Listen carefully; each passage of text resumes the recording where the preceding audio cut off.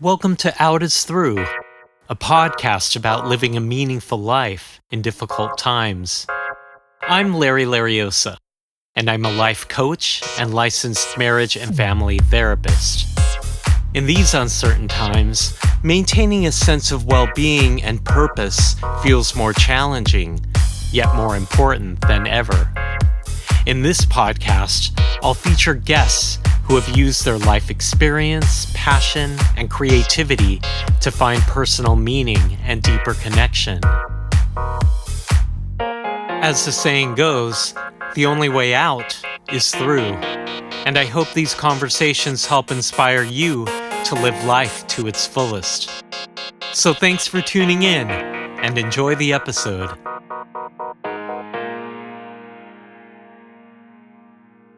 Hi, and welcome to another episode of Out is Through, a podcast about living a meaningful life in difficult times.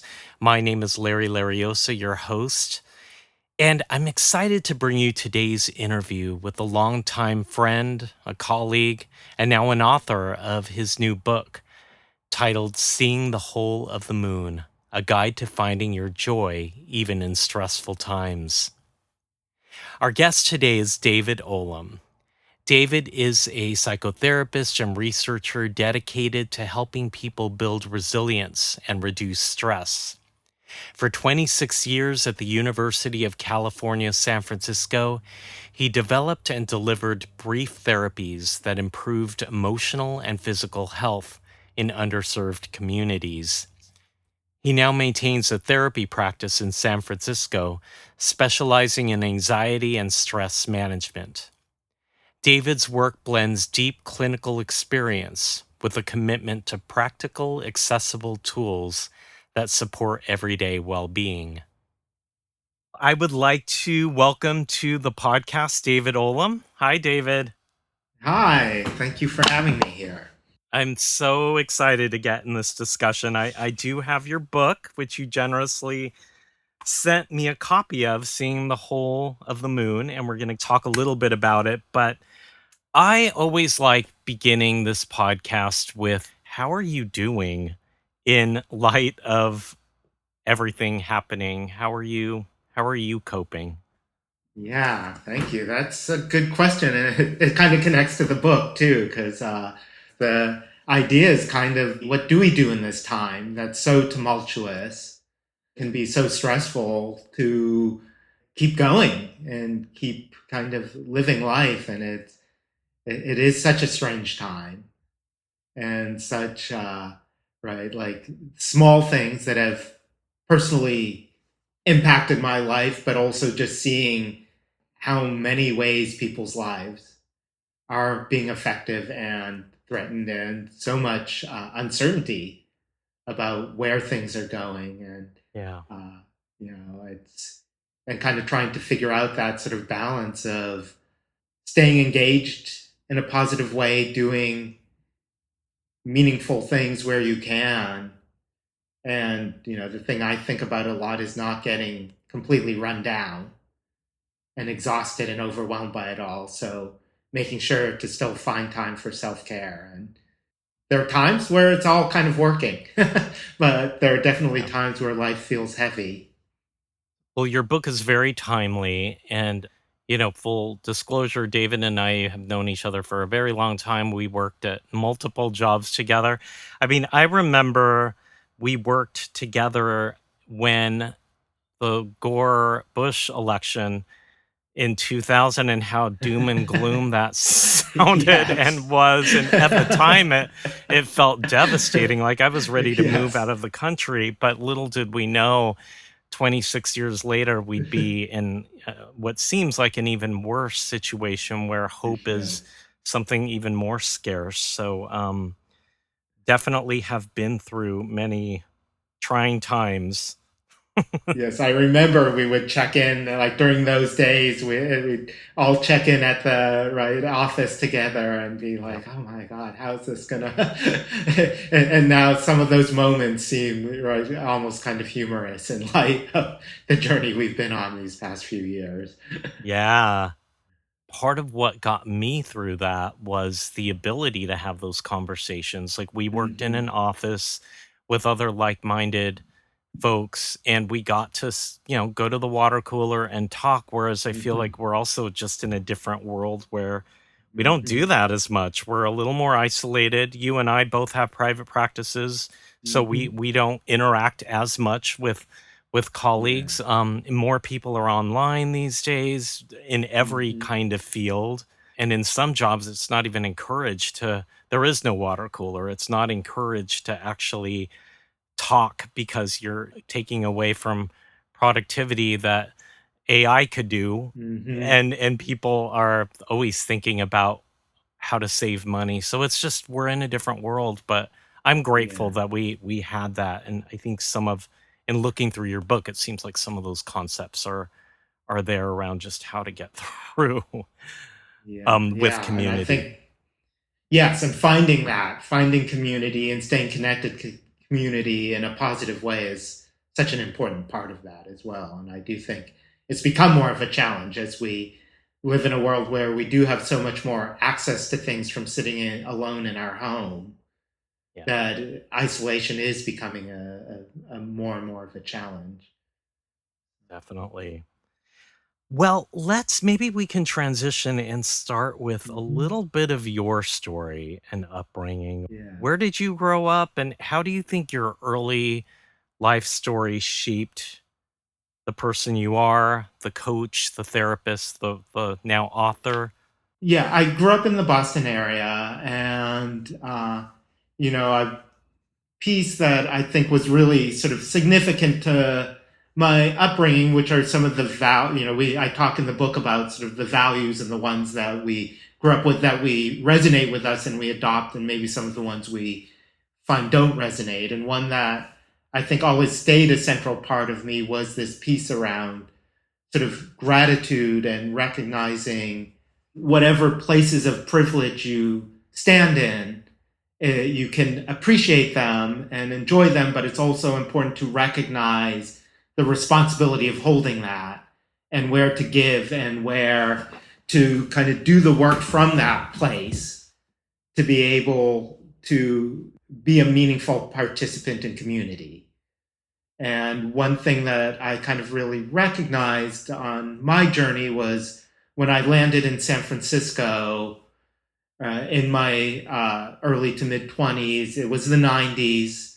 I was very grateful to be in a place where being gay was not so much a burden, but a place for opportunity and a place where I could live as my full self and really get to express that and live openly in my relationships, have work settings where people would bring their full self and have pictures of partners and be able to talk about their full life, and really appreciated that. And at the same time, there, right, with the AIDS epidemic, Mm, it was a very challenging time, and there was a lot of illness and loss of people, and kind of going through that and having my own sense of gratitude that I was fortunate to go through that period without personally experiencing HIV, mm,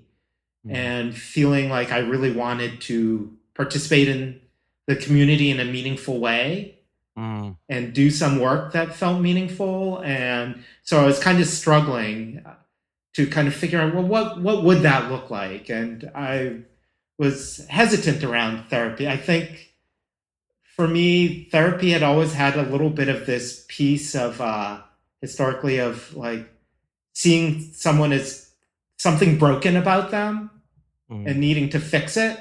And I'd always kind of had an aversion to that because that never sat well with me.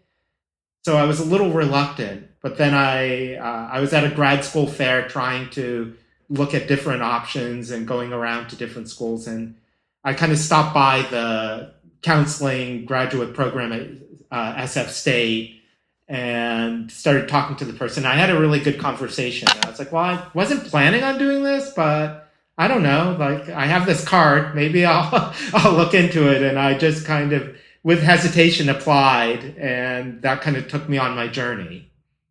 Yeah. It's interesting having known you through some of that journey.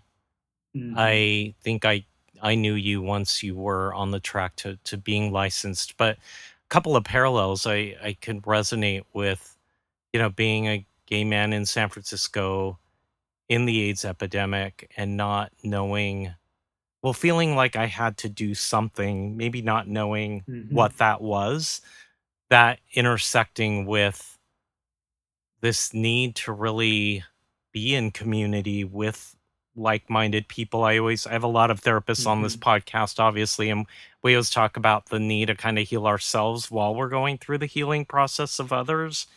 Hmm. And then, yeah, you mentioned just maybe the apprehension about historically what the field meant. Yeah. Yeah, right. There's a lot of wonderful things about the field, but right, it's literally at time pieces of it that have been about diagnosing difference and Hmm. pathologizing difference in some ways, as was being queer was right an actual diagnosis for many years, and Yeah. kind of trying to kind of figure out. And that was exciting for me. I would imagine you had some of that same experience of some of the works in early work in LGBTQ clinics that were trying to figure out how to take that back and Yeah. really create a way of thinking about therapy that was empowering around being a sexual or gender minority, not sort of in spite of. Yes. At a time when therapy was still, I mean, it's still stigmatized, but not Yeah, near, I mean, the late 90s going into the yeah. 2000s, like it was, let's just say we didn't go into it for the money. Um, Mhm. because Yes. it truly was altruistic, but Mhm. it wasn't valued Mhm. maybe in the way it is Mhm. today. I think that speaks Yeah. to how far we've come as a kind of a world that therapy, it's not as stigmatized. People are accessing it more. And I think that was a lot of the work that we, and by we, I mean sort of a bigger presence, but a lot of the work that we have done to destigmatize mental health. Mhm. And then if you can just say a little bit about coaching, like where did that, how did that evolve? The interest in Mhm. separating for yourself therapy from coaching. Yeah. Yeah, and that might be easier to talk about in more detail when we get more into the book. But I Okay. think a piece of it was that I started to realize that, right, there's where therapy is great and it's so useful for a lot of people. There is this group that I've noticed who are sort of feeling stressed, overwhelmed. It's impacting their ability to, particularly in this current world, it's impacting their ability to kind of work on their goals, to live to their fullest. And they could really use some tools, some specific tools. And maybe they're not necessarily looking to kind of do that deeper work or even more long term work. And I was thinking some targeted coaching to give some skills is really the right fit for folks who fall into that category. So, Yeah, I mean that was my next question, is talking about seeing the whole of the moon, a guide to mhm. finding your joy in stressful times. How'd you come up with the title? How did the Uh idea for huh. the book start? Which I think you started to Yeah. answer. What were the life Yeah. circumstances that helped Yeah. bring Well, this I together? think sorry, I think I'll step back a bit, sort of as part of my whole journey was, which was also leads us to where we met, but coming out of grad school, fairly soon out of grad school, and kind of looking to start to trying to make some money and collect my hours and working on that process towards licensure. And I'd been someone connected me to, well, UCSF at the Center for AIDS Prevention Studies is looking for facilitators for this short-term cognitive behavioral intervention. Mm, And I don't know if it's still the same these days, but back then I found there was almost this sort of tribalism around theoretical orientation that right, that you would kind of be introduced to these different orientations and you would kind of gravitate towards one, and it became almost part of this identity. Yeah, And I I think had that's kind of very much alive. yeah, okay. Still. Go ahead. I was thinking so, but sometimes I'm behind the times on changes. And I was kind of buying into that, and I had kind of connected with, right, psychodynamic, particularly relational and self-psychology. And I had this whole thing about like, that's me, and I am not cognitive behavioral because those are those other people.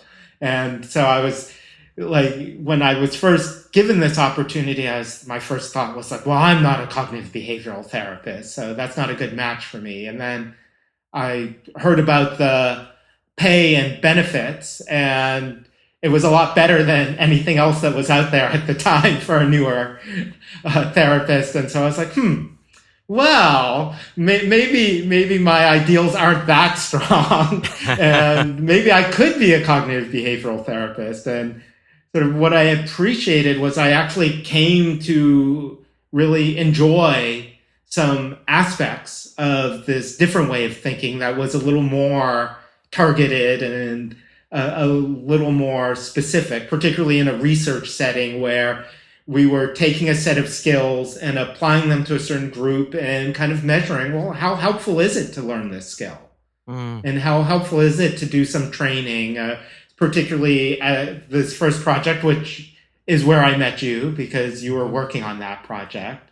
And on that project, we were teaching a set of stress and coping skills to people who were HIV positive, and seeing how it could potentially improve their lives, in particular, improve health outcomes. And that really started to complement my work in thinking about both specific skills and bring specific skills into some of the deeper unpacking work I was doing. And also about the piece about the benefit sometimes of shorter, just getting in there and giving someone something to walk away with in practice and seeing how it can be beneficial in one's life. And that kind of took me on this journey of, from there, I spent 26 years and a whole bunch of different projects where I was brought in to kind of think about pulling from sets of skills to sort of help improve different aspects of people's lives. And one of the ones that was really impactful for me was the work of Judith Moskowitz, who's now at Northwestern, and her starting to think about the use of positive affect skills, of positive emotions in helping people through stress.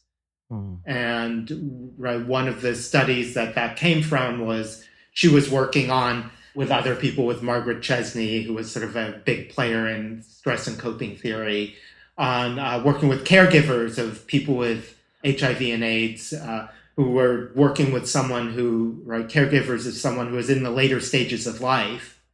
And I don't know about your personal experience or anyone out there's personal experience of being a caregiver or knowing someone who is a caregiver, but that's an incredibly stressful time. Yeah. It's a very disruptive time, and it's a very easy time to lose all of one's perspective on anything that's good out there. And some of the feedback they started to get from some of the participants was exactly that. You're asking us all these questions about everything that's stressful in our lives, and there's lots of them. But the questions you're not asking are about what's still good. And there are still good things. And what they started to find was that when they asked questions about that, people were able to note, I sat on the front porch and had a cup of coffee and it tasted really good. Or I went for a walk and it was nice to get out. The person I'm caring for was having a better day today and we got to laugh and reminisce a bit, and that felt really meaningful. And what the study found was that the people who are most able to connect with that not only reported sort of less depression during the experience of being a caregiver, Mhm. but had a much shorter period of grief and were able to resume having a full life in a shorter period. Mm. And so from that came this idea of, well, what if we take these skills and help people learn to develop and practice those skills? Will it get them through more stressful times? And will it help that also, kind of taking one step further, will it help with behavior change? Mm. And so that became a real area of interest to me. And Yeah. particularly as we've seen people from the pandemic, from definitely over this past 7, 8 years, as stress has become a much bigger thing that's been present, and that sense of overwhelm is kind of Mhm. thinking about how to bring a lot of these skills in a way that can be helpful for people to navigate these difficult times. Yeah. I mean, there's so much richness in the things you've said. I'm gonna back up a little bit. Yeah. Just for clarity, we worked in the same place. I gave out the money and I interviewed people, but I didn't do exactly what David did. I later went to grad school and did what David did. But I mean, you touched on this really important piece. I think CBT or cognitive behavioral therapy, one thing I really love about it is you can weave it into any other theory. Mm-hmm. And I think, especially for marginalized groups where so much of the faulty beliefs they have about themselves are based on external or historical Mm-hmm. circumstances, sometimes it's not about that thing that happened to you when you were 3 years old. But I think Mm-hmm. I think sometimes the tendency might be to think that there is, sometimes it is, right? Sometimes it's about our deeper Mm-hmm. trauma, but sometimes it's just maybe the trauma of being alive and also being the Mm-hmm. product of a faulty belief system that was designed to make you feel bad about yourself. Yes. And so I have found Yes. CBT super helpful for Mm-hmm. marginalized groups, people of color, women, Yeah. LGBTQ. Did you want to say something Yeah, about yeah. that? What you're saying too makes me think of it, because I always love that story just because right, this is what it meant to me. It's the in one of the chapters I talk about that with the elephant story and this Mm. idea, and I don't even know where it came from, but I heard it put in this context, and it made so much sense to me. Is right, the story goes, this idea that someone walked past an elephant encampment where the elephants were all tied to these ropes on these tiny stakes, and they were curious about it, so they asked someone there about it, and the trainer said, well, right, that what we do is when they're really young, we tie them to these ropes with these stakes, and they learn from their attempts to try to escape that they Mm. can't. And even though now they're so much bigger and they could easily pull out the stake and be free, they don't even try because their belief is that they Mm. can't.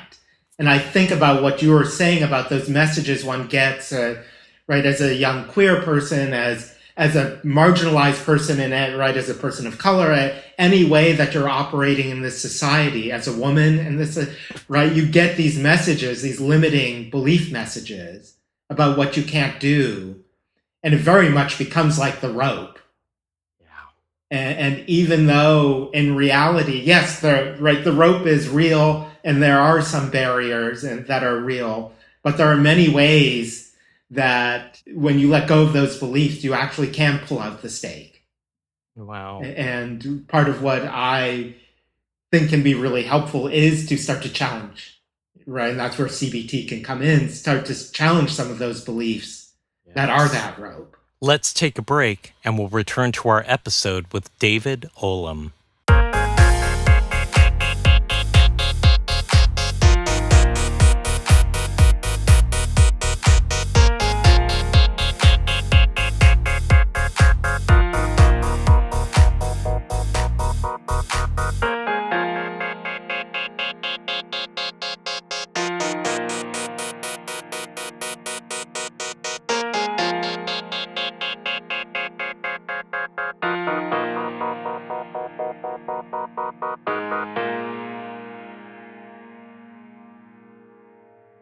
It's interesting because I've been traveling a lot and I was in Spain. I have family in the Philippines, and Mhm.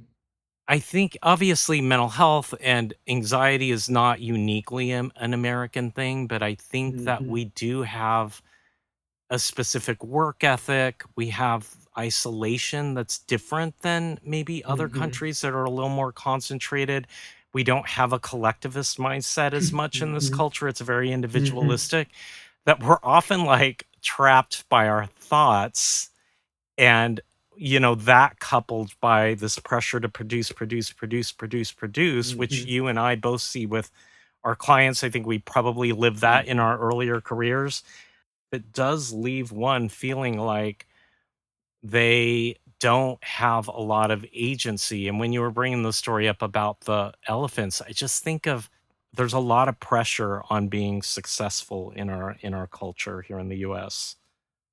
Yeah, I wonder when you say that, I wonder if some of that is that as much as there's so many benefits to this sort of belief in this culture in this country around that our agency to actualize things, to right create our own successes, that the downside is it doesn't leave much room for setbacks, for acknowledging external barriers as what they are, and so it all becomes like kind of personal failure. Yes. Right? Yes. And I wonder how much that contributes to right that level of anxiety, and that's where some of these abilities to not see failures as failures but as opportunities as part of the process can be really freeing.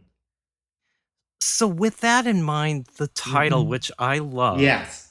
Seeing the Whole of the Moon. Can you tell me why Hmm. you landed on that title? Yes. Right. It came from a long struggle because I really wanted to. I was trying to find the right title and going back and forth. And part of the idea behind this book is this.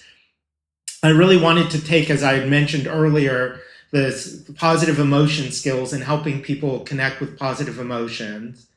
But at the same time, I was also being a strong believer in that, right? It's not all about thinking positive. There's that idea that has become more popular of toxic positivity. That somehow, if you just think enough and if you just pay enough attention to the positive, it'll take care of the negative. And I thought, well, we need some balance. And that's where I added in some of the other chapters that are based on stress and coping model of like what do you do with you just don't ignore the negative. You have to find ways to sit with it, to process it, to make sense of it, to figure out what to attach to, what not to attach to. That's a whole piece, and I wanted to balance that with also adding this focus on positive emotion. And I was thinking this whole picture, and I was walking through Whole Foods, and Whole Foods seems to really love to play 80s music these days as part of their background music. And the song from that I recognize from the 80s, the Whole of the Moon by this band called the Waterboys, and Mm, it kind of says like, which I put one of the quotes of one of the lyrics in the book. It's talking about how someone who saw, well, I just saw a sliver, you saw the whole of the moon. And mm. it kind of made me realize, yeah, that's what I'm talking about. Is this idea that, right, particularly in more difficult times, it's really easy to just see that piece that's shining brightly. And so you just see the sliver and you forget that the whole moon is always there, even if the only piece that's clearly visible is the sliver.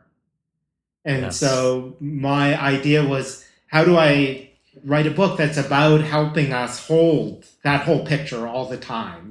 It's never all bad. There's always some glimmer of something positive, some hope that we can find. Sometimes we have to dig deeper than others. And that even in the best of times, it's not about just shining the light on the good. It's also knowing that the stressors are there in the background and we can't ignore them. So that's kind of where it came from, and partially just thanks to right the current soundtracks at Whole Foods. Gotta love it. Well, Unfortunately, I don't want to give Amazon credit here, but well, I absolutely love the book. Everything from the notebook style binding, which makes it feel less stiff. The illustrations are gorgeous and fun and accessible. yeah. I love how it reminds me a little bit of like a journal, but it's I mean, there's a lot of content in it, so it's a small book, but it's rich with Mhm. information. It has a little bit of psychoed, a little bit of journaling, a little of self-reflection. For our listeners, can you give a brief description of the book and why you made the choices you made? Yeah. So the book basically it's a set of skills. I should know at this point. I've added some over time, so I think it's 13 skills. Yes, it's a set of Okay. 13 skills. I'd almost change it because I was like, should it be? Maybe it shouldn't be 13 because right traditionally we avoid 13. Then I was like, well, really, it's kind of in theme with what I'm talking about, which is Mm, embracing, right? Sort of going against the norms in some ways. So I was like, I'm going to leave it at 13 skills. So it's a set of good 13 choice. skills, sort of more general stress and coping skills, problem solving skills.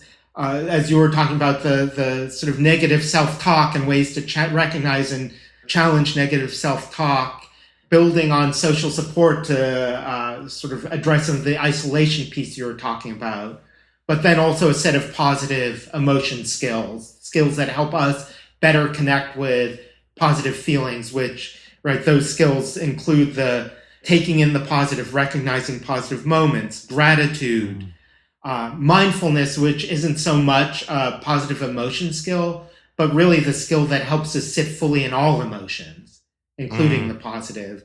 So that one seemed really important. Strengths, connecting to our strengths, which is very important around sort of maximizing positive emotion. Values as well, which is a component of that. Not quite like strengths, but similar. Putting goals into action, both experiencing the small wins, which can be very powerful. There's actually research that completing a task off of our to-do list and checking it off gives us a little bit of a dopamine uh, hit. And focusing on the long-term goals and having ways to kind of feel like we're making progress towards our longer-term goals. Right? And then reappraisal or reframing, as I like to call it, which mm, is change, like being aware of the meaning we are making of events in our lives. mm. And then lastly, having compassion towards yourself and others.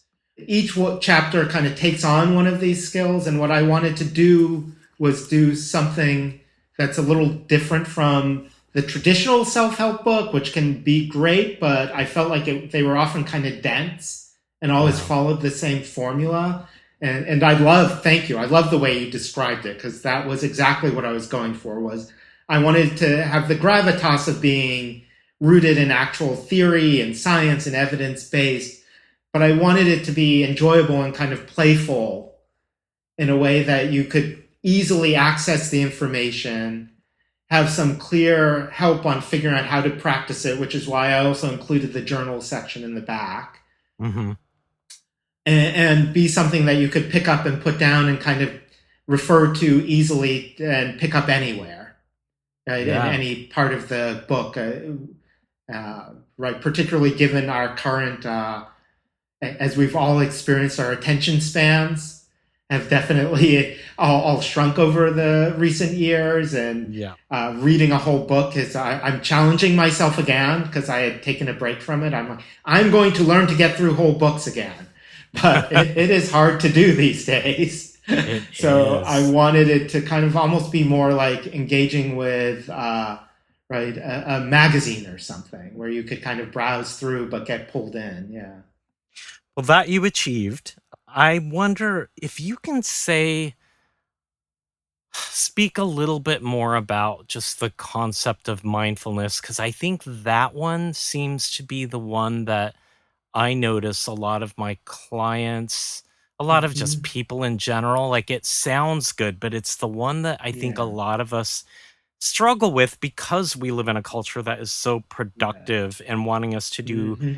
10 million things at the same time. And if you can just speak a little bit about like why that is so important in finding joy during these stressful times, like committing to a mindfulness practice. Yeah, absolutely. Right. And you're right. We live in a culture that is so busy, and it can be so easy to kind of get pulled into this where we're planning for the future, we're worrying about the future, we're working on the future, we're rehashing the past, we're worrying about missteps we've had in the past, and that we're missing the present altogether. And that is where life is happening, and those good moments are happening. And if we aren't able to do things to bring ourselves into the present, we're both missing those. And I think there's the other piece just around anxiety and stress is, right, so much of that anxiety and stress is that stuff that's about the past, the future, that whenever we do bring ourselves into the present and ground our breath in the present, we feel this sense of calm. Mm. And we feel less attached to whatever missteps we've had in the past, to whatever we're worrying about may or may not happen in the future.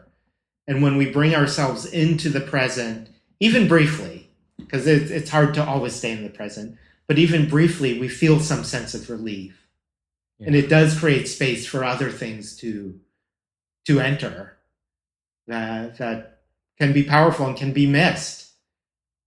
Yeah, I think because that one gets so much pushback, but it's so important. I always kind of encourage people to just do what you're doing, but do it mindfully, brushing your teeth, even at the gym, because I think you're right. Like, we are so fatigued and bombarded by life and the multitasking of life that we forget what it's like to just focus on one piece of stimulation and really take that experience on and be fully present. And I think part of it, and I think this comes back to some of the stuff of the sort of queer experience or the sort of more marginalized experiences, right? One of the ways that many of us learn to cope and to kind of keep moving forward is by learning ways to successfully check out. Yeah. How we learn as a sort of adaptive, protective coping to find ways to escape into fantasy, escape into, right, whether it's our imagination or, right, sort of for me, at my period of time, it was TV, movies, it was just escaping into fantasy worlds, ways of distracting, right? But then other things like consuming things like food was another one that I learned as an escape, distraction coping. And I think the thing about mindfulness around that is, right, when you bring yourself more, try to be more in the present, I notice there's a big difference between whether I'm pull out a like pint of ice cream and I mindfully taste each spoonful and savor the sweetness, the sort of richness of different flavors. I have this very full-bodied experience that I really savor, and right after a few bites, I become somewhat satiated. Where the opposite is, I can go into sort of checking out distraction mode, where I'll be scrolling or watching something and eat an entire pint without even realizing it. I have done that, yes. And I think what you're saying is just so timely because there are a lot of reasons to want to distract from all the political stuff right now. But I do agree with you that there's a way in which that doesn't help us. I mean, there's a difference between sort of coping and being mindful and hoping to restore versus like really starting to check out from living. Yes, and also because I think in this time, especially, we may feel powerless at times. Yeah. And at those times, it's important that we take care of ourselves so we can stay our sort of healthier, more energized selves. And the pull, right, and I notice that pull is to move into the distraction coping, which is the sort of escaping. It's endlessly scrolling, escaping, right? Sort of unhealthy eating, unhealthy consumption, maybe drinking or whatever it may be. And what I sort of notice about that is then, right, that in turn leaves one sort of feeling depleted Yes. and not as good about yourself. And I think one of the best things we can do in this time is to bring ourselves present in a way that we're taking care of ourselves, staying connected to ourselves. So we'll have the strength and energy when we need it, when it feels more clear, like, oh, there are things that I need to be doing Mm, right now that I have power over to make the situation better, yes. both personally and for the world, if that makes sense. Totally. Yes. I wonder, before we kind of transition to the next couple questions, is Mhm. there anything about the book that you really want to make sure my audience gets, or anything particularly about the book that you want to say? Yeah. I want to say something and just kind of take a few minutes to bring us through it, which is, I think one of the most useful things in the book is that piece about creating a practice where you take a few moments each day to recognize what is still good and what does still feel good, even in the most stressful, frustrating days. Mm, I think that can be really powerful. And there's almost always something. Sometimes it can be really hard to access that, but just I thought it would be good just for as an example, like let's kind of take a moment to do that. mm, And if you're willing to do that, and hopefully whoever's listening to it, just kind of, if we can all kind of take a moment and think back over the past day or few days or even week of something positive that did happen. It could be, right, something you did, something that happened to you, something you shared with someone, a moment you experienced with someone, mm. something someone said to you that was validating. It doesn't have to be big, just a small thing. Just take a moment to think of something. And once you have that, just kind of take a moment to bring up that memory, kind of thinking about it, kind of bring yourself back to that moment. Think about sort of what you were doing, where you were. As you think about it, just kind of take a few deep breaths and just kind of notice what feelings come up, where those feelings sit in your body if you can. Just kind of notice that. Just take a moment.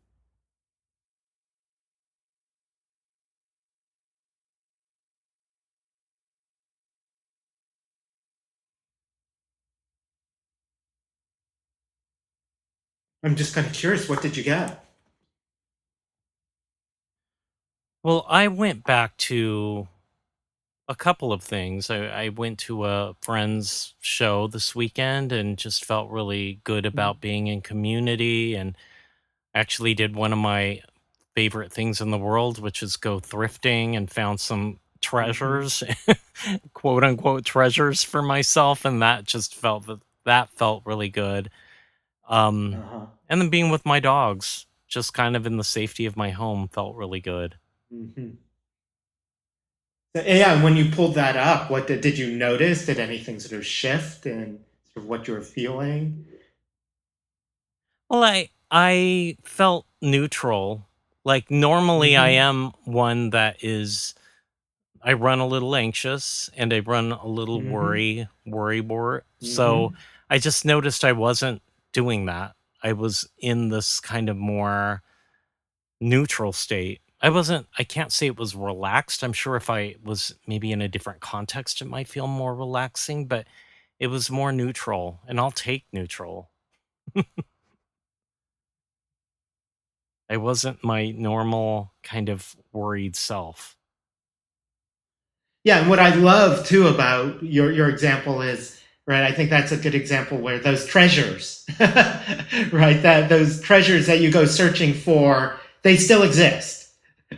Right, and there may be, right, in that you can, no matter what's, at least as far as we've seen so far, no matter what's going on in the world, you still have that ability to find those treasures. Mm, What you're saying too is it's pulling on past positive moments and positive experiences, Yeah.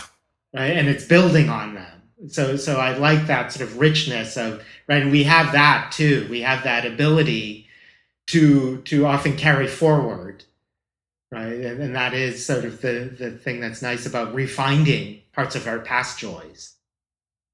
Hmm. On that note, I wonder just if you can say a little bit, because this podcast is about living a happy and fulfilled life. How is completing your book giving you a sense of meaning and connection with others? I think there's a lot of pieces to that for me.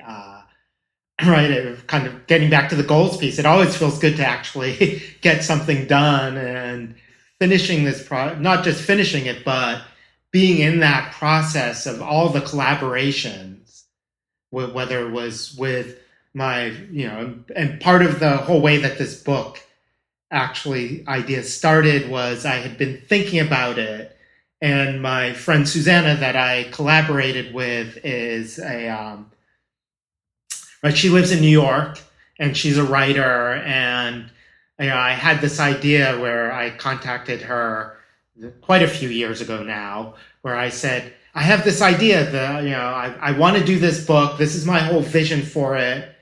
I want to work on it with you, and then we'll have a reason for me to come out to New York, and we can have work days together, and it'll also be a way for us to spend time together connecting. And she was like, I'm in. And that process was so enjoyable to kind of take some days and work together. And we would kind of combine it with talking about our lives and our own sort of goals in life and working on the book, that it kind of dragged on. I think that was 7 years ago. I mean, the pandemic kind of threw a little bit of a curveball in that, but it was hard to want to finish it up because I was enjoying those get-togethers so much. And so there was the experience of spending time with her, of starting to work with the designer, and all these different collaborations where people were bringing their own creativity and skills and talents, that the illustrator, that it felt really good to be in process and then to actually be like, wow, here is a tangible product that I can hold that reflects all of these collaborations, all these works, all sort of all these things coming together, all the mentorship I've gotten over the years from so many great researchers and clinicians and people in my life, that sort of having this tangible piece that represents all these different things felt really meaningful. And then having something to share, and having this thing that I can provide. And I've been working with in my own practice, therapy practice. I've been using it to kind of as a piece that accompanies my work with my clients. I've been choosing different people in my life that we've been going through chapters together. I've started doing some coaching around it with folks who maybe aren't looking to do in-depth therapy, but could really use some of these skills. And it's just been great to have this thing that helps me stay on track with what I'm trying to do, and is a useful tool for clients. And so I don't know how well that answers your question, but Perfectly. And there's something in the work that we do that's so intangible and material that it's nice to have a product that yeah. is material and tangible. So you should be proud of yourself for finishing up. I think I remembered you in the early stages of it, and it's so good to see it come to life. Mhm. Do you have any advice for those who might struggle to see the whole of the moon in these stressful times? Do you have any wisdom you can share? Yeah, right. I think it is right. It is hard, and I think it's important to recognize uh, so some piece about getting back to what we touched on earlier about this, right? Sort of not realizing that it's okay. It's okay to sometimes feel like I can't see it right now. Right? And things just do feel really shitty. And sometimes it's okay to recognize I know it's all there, but I'm going to allow myself just to sit in that sliver that doesn't feel good, and that's the best I can do right now, is acknowledge that it's hard to find it, but I'll find it. But then don't sit in that too long. Mm. And I think at some point come back and be like, okay, you know, because there is something there, and it just may feel out of reach, and sometimes it feels very out of reach. Mm. You know, and that's where it's important to have people in your life that can sort of reflect that back. And right, if you're really digging to find something that still gives you hope, gives you some sense of something that can feel good, then right, like go through your resources, utilize the people in your life. There's someone out there who will help you find something, will remember something that you don't remember about yourself. That's great sound advice. Just acknowledging it and sitting with it, but not too long. Not too long. Yeah. David, where can listeners find out more about you, your coaching practice, your psychotherapy practice, and where can people find your book?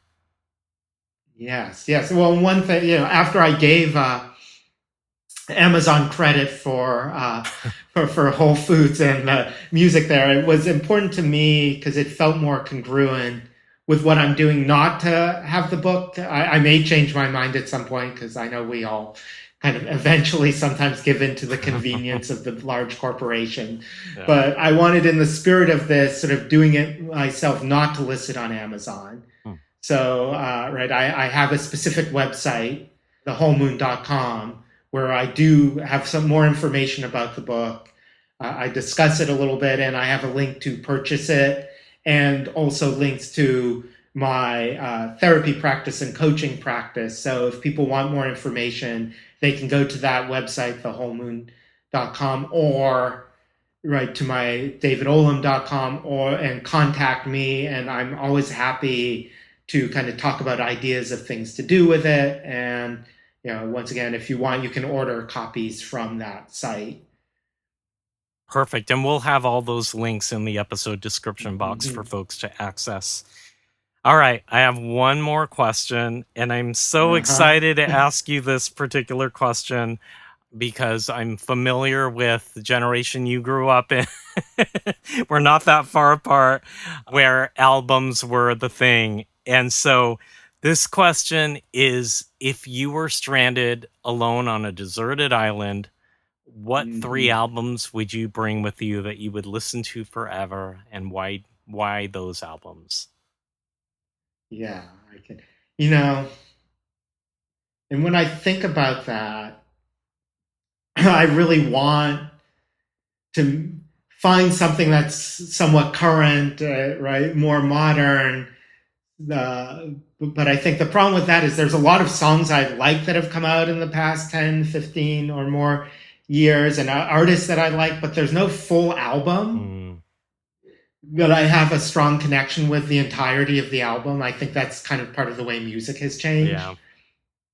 But so I'm going to have to dig deep and go back a bit to kind of similar to the song, to the 70s, 80s. And so I'd say the very first one, are we allowed to do compilation albums? It would be, sure. It's an album. It was selected by the artist. Yeah. It would be the best of Bowie, I think would be one. There's a few Bowie albums that I really love, but that one has so many different songs from so many different genres. And for me, David Bowie has always sort of represented that ability to embrace all that's unique about you. Yes. And to go your own path. And so he's a very powerful artist and sort of represented sort of queerness in a way where there wasn't a lot of representation of that when I was growing up.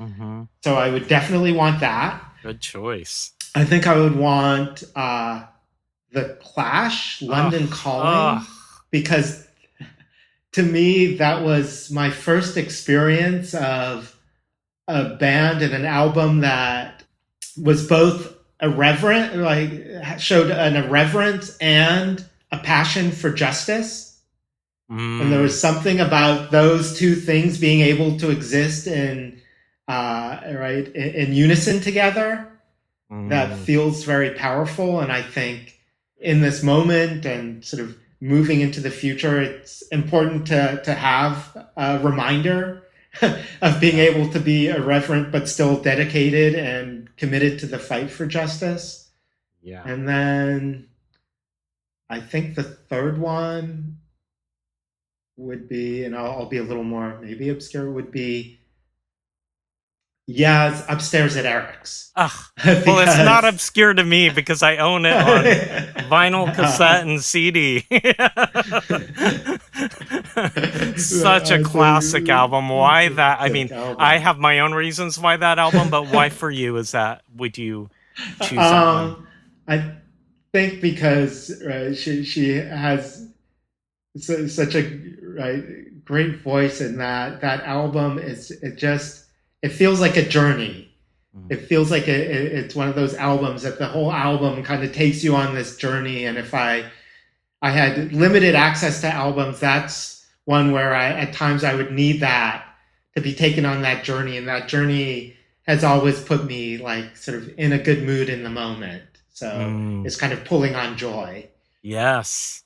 Well, and those three, which I have those three artists, there's something both retrospective and futuristic about all three of Yeah, them that I can that's see, interesting. and I think that are just why they're timeless albums because they for the Mm-hmm. at the time they were groundbreaking. I mean, Bowie's is a compilation, but Yeah. his music has always been. But then they're also, yeah, they're futuristic in a way. Mm-hmm. But the Mm-hmm. production, but the I mean, the Clash's angst and passion is, Mm-hmm. I mean, that's timeless. Yeah. Yeah. Yeah. Yeah, because some of that sort of pieces around, right, like that they were seeing the ways that right in the like late 70s, early 80s, that sort of movement, right, the ways that late stage capitalism was creating these deeper injustices, Mhm. and it's still there, Yeah. and in some ways it's even more relevant. Yeah. Yeah, and maybe just to they all embrace on some level, at least as a fan, as a music fan, but and as role models, because they were all role models when I was growing up, is they embraced some wholeness of them. Like they all Hmm. had, especially I think of Bowie and Alison Moye of Yaz, they were just their look and their voice, they were the Hmm. they were just all of it, and I love Yeah. that. So thank you for sharing those important albums, reminding me of the joy that they generate and also how relevant all of them still are. Yeah. Yeah. And you made me realize as I was talking to it that they do kind of connect to that concept of the whole of them in that, right, they do hold angst and joy Mhm. all at once. Yes, definitely. The whole picture. Yeah. Well, David, thank you so much for sharing your wisdom with us and allowing me to interview you for the podcast. I look forward to, again, I remember you working on this book back when we were in a consult group together, at least Yes. some version of Yes. it. Many years ago. Yeah. And just what a joy it is to see it out in the world and you taking your Yeah. life experience and your clinical training and reaching a generation that really, I mean, we all need it, but I think, you know, a lot of Hmm. people that don't have the water coolers that we had when Hmm. we were working that are a little more isolated. This gives Hmm. something accessible to them. So thank you so much Thank you. for you and your gifts. And thank you so much for having me on. And one last piece I'd like to add in that answer to how does it feel to have finished the book that I think is relevant to everything we've talked about is another piece that feels very big in a personal way is right having struggled with right pretty strong dyslexia, Mm, like the idea of publishing a book, right, and writing a book, kind of like the elephant with the rope, always felt like that thing that's not something you can do wow. because of your limitations. And I think to have evidence like, well, it's not perfect. It had a lot of typos. It was a process. but I can do that in spite of whatever I believed. Yeah. I think was very powerful, and a reminder that often, once again, those beliefs that we have because of the messages we've gotten, because right of real limitations that might not be as restricting as we actually think, that to challenge yourself at times and kind of find your own way to still do it in spite of that can feel really good. Yeah, thank you for That's sharing felt that. like a real gift. Yeah, thank you for sharing that, and all the more reason to take in the success of it, take in the completion of Mm-hmm. it. So thanks. To find out more about David and his book, Seeing the Whole of the Moon, you can visit thewholemoon.com or davidolem.com. Both of these links will be available in the episode description box. In reflecting on my interview with David, I feel enormous gratitude for knowing him for as long as I've known him. And he reminds me that many of us already have these tools in us that can challenge our negative thinking patterns and create space for joy. We just need to be reminded of them, especially in difficult times. Seeing the whole of the moon is the perfect reminder, the perfect toolkit, if you will, to hold these skills and hopefully learn new ones. Thanks again for listening to Out is Through. Until next time.